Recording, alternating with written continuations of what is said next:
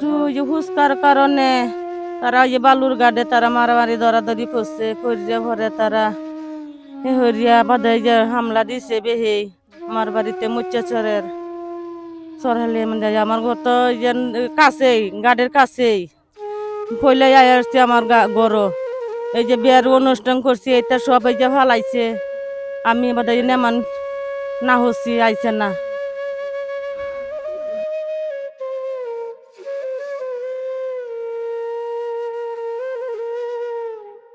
সাধারণ একটা ফুচকা নিয়ে ঘটনা, তুচ্ছ একটা ঘটনা নিয়ে কালকে গত রবিবার দিন বেলা 11টার দিকে মরিচাচর ইব্রাহিম নেতৃত্বে 1000 থেকে 1200 লোক নিয়ে ককটেল দাও লাঠি সাটা নিয়ে আমাদের উপর আক্রমণ করি।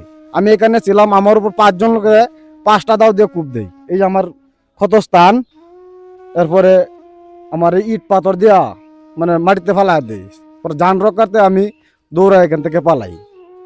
ওদেরতে আমি চাই যে দৃষ্টান্তমূলক শাস্তি হোক। আমি সরকারের কাছে দাবি একটাই, এত জঙ্গলিবাদী দেশ থেকে যেন দূর করে। হ্যাঁ যখন দাও 10টা 12টা দাও একবার কূপ দিছে, শেষা কূপ দিয়ে বসে না ওরা ভিটা কাটছে, কাটার পর দিয়া হাঁস মুরগি কুসের মুরগিটি না যে ডিমটি ভাঙছে না, এই তো কয় মুরগিটি সব নিচে গা যা সিন সব কুবাই আছে। এইটা ভাঙছে ভাঙ্গা যে ডালাটা ভাঙছে ভাঙ্গা আর 2 লাখ টাকা আনিছে, যে এই জায়গাটা 2 লাখ টাকা আনিছে। হ্যাঁ ভিটা কুবাই যে ইয়াটা খাটটা কুবায়া বড় উঠছে, মানে ঘরে কোনো কিছু তো হইছে না। এক কথা এসে আমরা ঘরটা সরি হচ্ছি, মারি গেল আমরা সরি হচ্ছি, মানে কিচ্ছু তো আপনাদের অপরাধটা কি ছিল? আমরা অপরাধ মানে এরার লগে আমরা অপরাধ কোনো কিচ্ছু জানি না।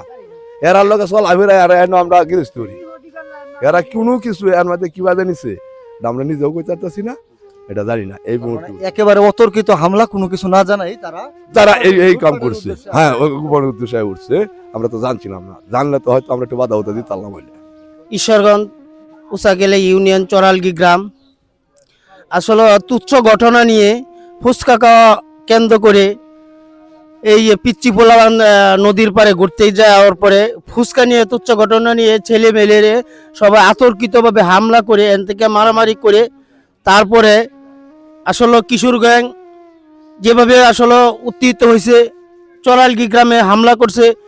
মরিচার চরের কিশোর গ্যাং যা আছে প্রায় অতর্কিতভাবে 15 থেকে 1600 লোক দাও সল্লি বলম আসলে গ্রাম ভাষায় এইগুলো বলে, এরপরে ককটেল বিভিন্ন সরম মানে অস্ত্র শস্ত্র নিয়ে মরিচর চর থেকে একবারে একত্র হয়ে 15 থেকে 1600 লোক চরালগি ঢুকে অতর্কিত হামলা।